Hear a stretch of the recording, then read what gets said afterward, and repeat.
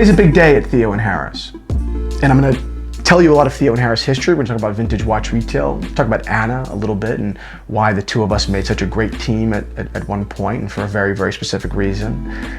But to open, this is our very first in the metal in a very long time.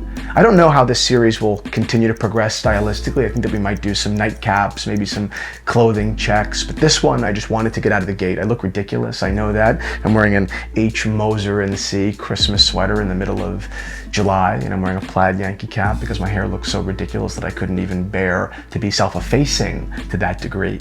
So this series is back. I'm doing it once to twice a month in all different forms, and you're gonna love it.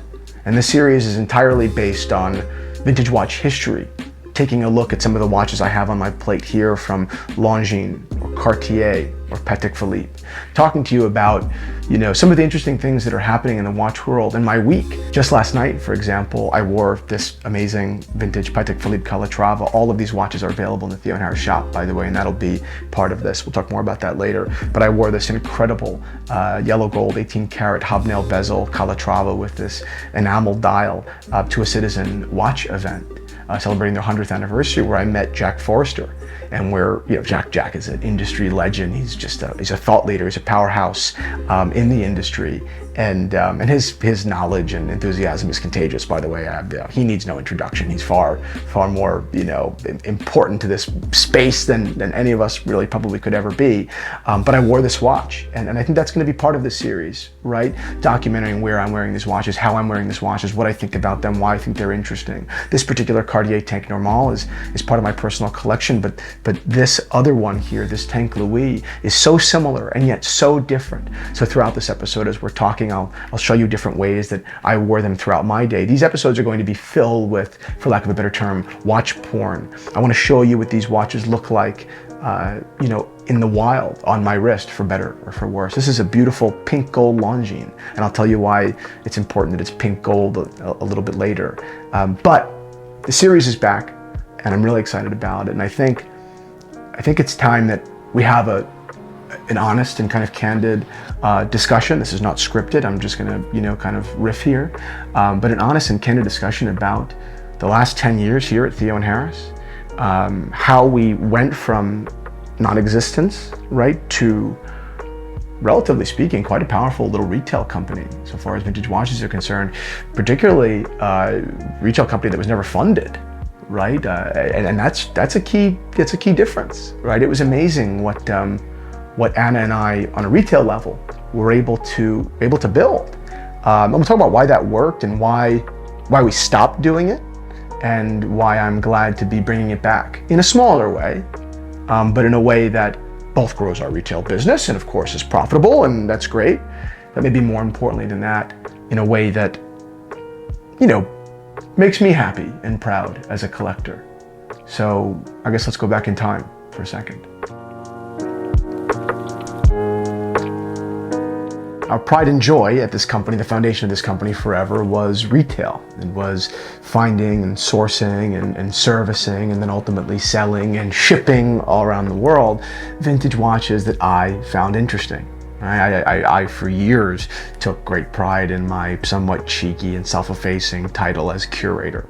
I knew that it was a little bit funny, but it really was, to me, rather true, or it spoke to a great deal of truth. I took so much pride on a daily basis in brushing the dust off of old serial numbers, right? I took so much pride in examining dials with loops and with learning history of brands and particular watches. I took so much enjoyment in that process, and I took so much pride in all of the knowledge that I had accumulated about watches. That's why the Theo and Harris channel, or the Theo and Harris perspective, which in many ways is my perspective as the voice of the company, is so rooted in history.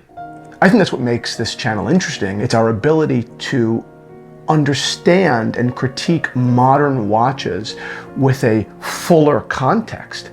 Does this watch make sense historically for the brand? Has it been done better before by them? Is a brand making an allusion to something from their archive right now with a piece? on the archive that some watch enthusiast may have just found flipping through, some old books and now is bringing back to life. That's what has always made Theo and Harris an interesting company. It's that perspective, and that perspective would not be had it not been for our background in retail. I mean, a little bit of Theo and Harris history now, as so many of you do remember, so many of you folks who have been at this company and been a fan of this company for so long, that is really what Anna and I understood uniquely.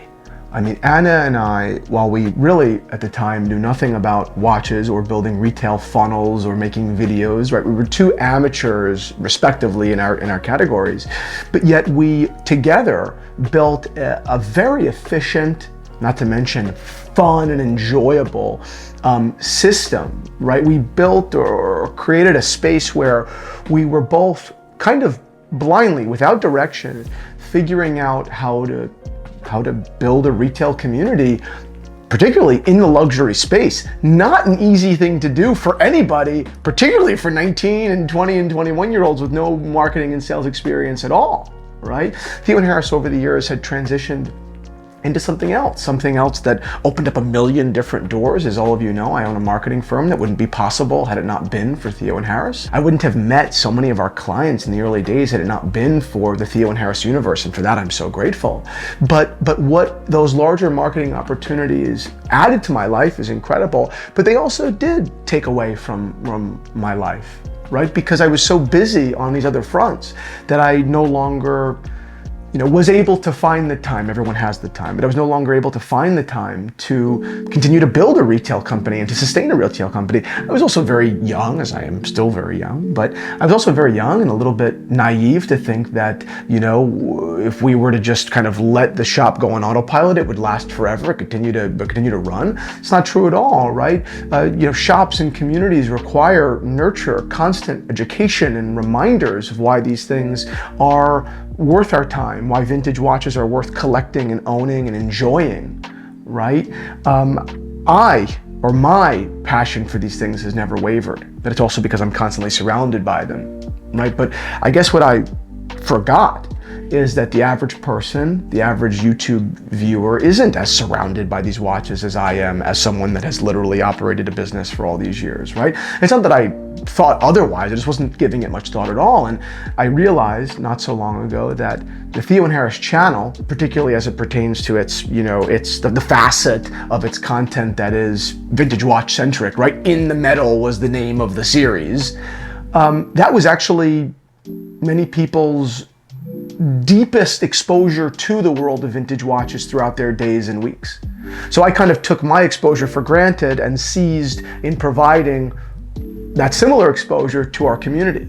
And the funny thing about In the Metal was it never got a lot of views, right? And that was something that that I kind of lost sight of, right? In the Metal was only a series that would get 2,000, 3,000, 4,000 views, 5,000 views. Every once in a while it would break 10, but that was super rare. But despite that low view count, right, we were able to build a company that was, doing $1.5 million, $2 million a year in retail sales, right? It was quite wild to be that age and to not really have, right, a larger kind of context and understanding how absurd that was. But we did it. And over the years, Theo and Harris transitioned into something different, into a kind of commentator on modern releases. And there's a reason there, right? I mean, the reason was that those videos get more views, right? And more views for those videos raises our public awareness, and then hopefully we could parlay that new public awareness into more sales or into more opportunities elsewhere, right? That all made sense. But with that new kind of content that was so far removed from the world of vintage watches, so far removed from our base as a retail company, we became a viable page for sponsors, right? And then with sponsors come now an obligation to maintain a certain view count. And that obligation to maintain a certain view count prohibited us from continuing to do In the Metal, right? It's amazing if you look at the arc of the company and all of the different pieces that have moved around. It's amazing. It's amazing. Now, why am I back doing In the Metal? I guess for two reasons. And I'll give you the sentimental reason first, and then I'll give you the equally true but more crass reason second. Sentimentally, I really miss it. Even though it's difficult and it's kind of annoying and, there are presents its own bag of difficulties and tasks throughout the month, I really do miss selling watches. I miss playing with watches on a daily basis because I'm forced to by our clients, right? I miss getting on the phone and speaking to people about watches more regularly. I miss examining dials with great intent. Now in the last year and a half, 2 years since we've dropped off doing retail, I just, I look at them when I'm passing and I admire them as an enthusiast. But when you're forced to admire them for your business, just the sheer volume, right? You're just doing it so much more often, and I miss that. I miss truly living in the world of vintage watches. Now, when I was only living in the world of vintage watches, as opposed to now where I live in a different world, right, a corporate world of corporate marketing.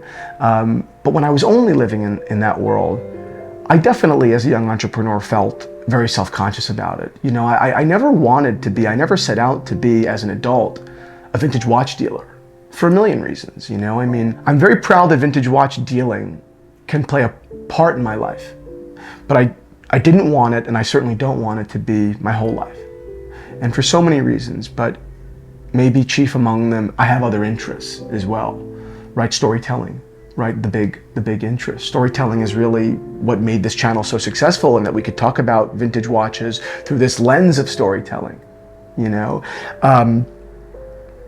I have no interest in confining myself and ourselves as a company to just the vintage watch world. Secondarily, building a vintage watch retail company that's whose value is almost solely predicated upon my ability to get on YouTube and sell watches.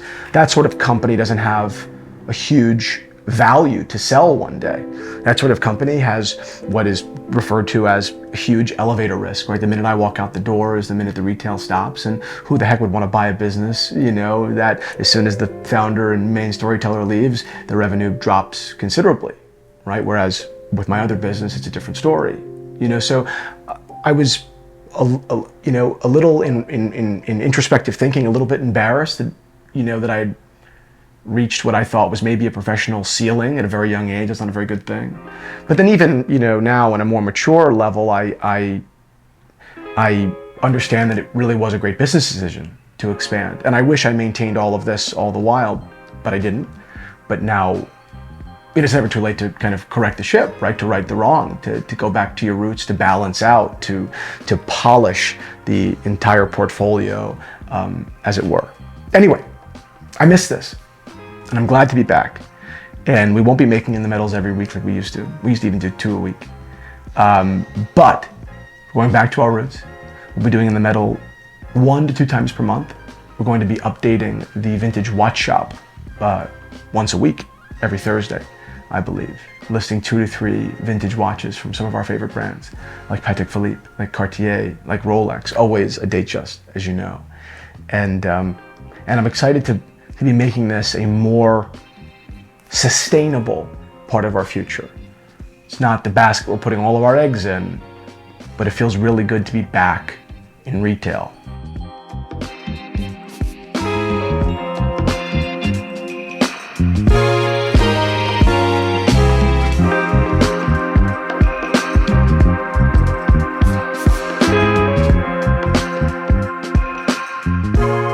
Since its introduction in 1932, Patek Philippe's Calatrava has just remained so true to its original design language. This is the brand, this is the model that, if not invented the dressed watch, is the champion of it, right? Is the last line of defense. It is the model that I think, even when watch style and watch culture departed so far from the dress watch, the Calatrava remained. Right? Think about it. I mean, even in the context to Rolex, right? Rolex being the other titan, Rolex has never been able to achieve with the Cellini what Patek Philippe has been able to do with the Calatrava. And I don't mean year over year or in a bubble. I mean, look at the last 100 years, or nearly 100 years. This model has not only remained successful, but basically unchanged. It never was too stylistic. Maybe they made a couple of stylistic models here and there, sure, but the core Calatrava has remained. And this watch is just a fantastic example. It's just so thin and so elegant and so detailed, so simply detailed. Obviously a super thin, buttery hand-wound movement as well, and an enamel dial. I adore this watch. I have it paired on our Terra strap, which is a beautiful matte alligator. I think that matte alligator just pairs so well with an elegant watch. People would historically suspect something glossy and something really formal, but here, no, we went with something that is equally rich, but not quite as formal, right? A little bit more approachable and sporty. The other dress watch, of course, that has just captured the world's attention and certainly my own affinity since I got into this hobby is the Cartier tank. I've got a tank normal in my personal collection, which I love. It's very brutal. It's, you know, the Cartier tank, and I've talked about this recently, and it just kind of occurred to me a couple of months ago, is similar to the music of the 1960s that was, you know, anti-war. It was commentary on war. It was an artist's reaction to conflict, which is so brutal. The Cartier tank was the same. And it's not as obvious because it's more elegant and it's more beautiful and it has no lyrics, so you can't just read it and it's not totally apparent. It doesn't totally speak to you as obviously. But if you look back and you're a little critical, you say, wow, Louis Cartier saw death and made a dress watch and then refined it and reimagined it over the years with the Louis and with the Cintré and with so many others. I love the Cartier tank and I love wearing this Louis that is currently available in the Theo and Harris watch shop. Again, solid 18 karat yellow gold. This one's actually powered by a quartz movement, which makes it a little bit more approachable price-wise, but no less elegant. I wouldn't hesitate for a second to wear and own and treasure and gift to my own mother a quartz tank. In fact, I have 2 quartz tanks that I have purchased in hopes of one day maybe passing down to daughters, which is maybe wishful thinking, maybe bad luck. But oh geez, I'm just realizing that's probably bad luck. Don't tell my grandma, it's bad news. And Cartier tanks have just played such an important role in the Theo and Harris universe on a retail level. We've been stocking these watches and different variations of these watches in the Theo and Harris watch shop since the beginning, or since I could afford them or afford to stock them. I remember when we would first buy those Cartier tanks, which I was totally doing because my eyes were bigger than my stomach.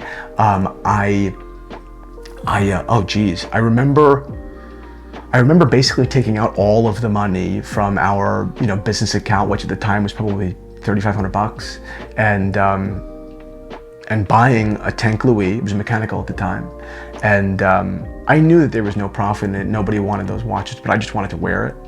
If there was $300 in profit in it, that would have been a real big win for me at the time, right? That would have been amazing, right? At the time, we were not even thinking about how to build a successful retail company. It was like, can Christian buy a watch, wear a watch, own a watch, learn about the model, maybe one day be a thought leader in the space, and was there a value to that tactile education? That was kind of the idea. And years later, obviously, we began to invest more and more into these watches, and God knows, basically invest everything for the better part of 5 years. I mean, I know that I love nice things now and love to bring you on that journey, but at the time we did nothing but buy watches that we could hardly afford. Nothing. And to study them and to send them off to other people all over the world. But anyway, I guess the point of that little anecdote is the Cartier tank was always a watch that I had no problem hurting for. And that is definitely, it brings back a lot of memories.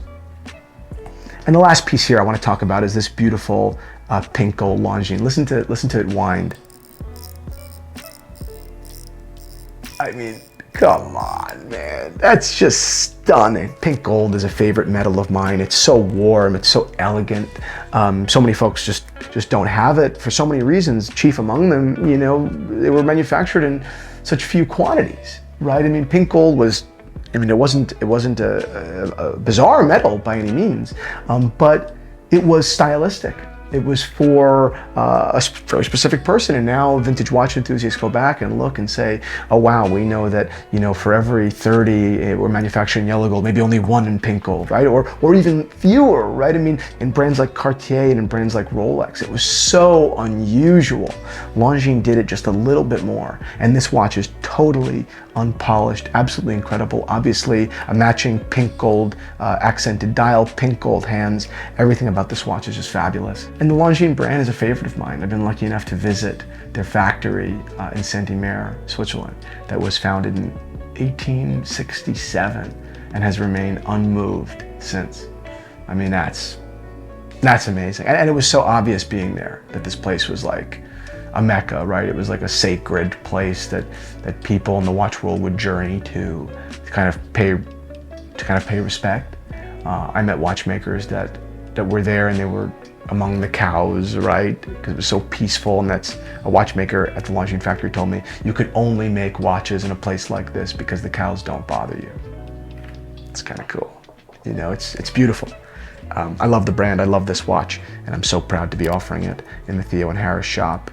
So if you remember in the metal, you'll remember that these watches are vintage, which means once they're gone, they are gone for good.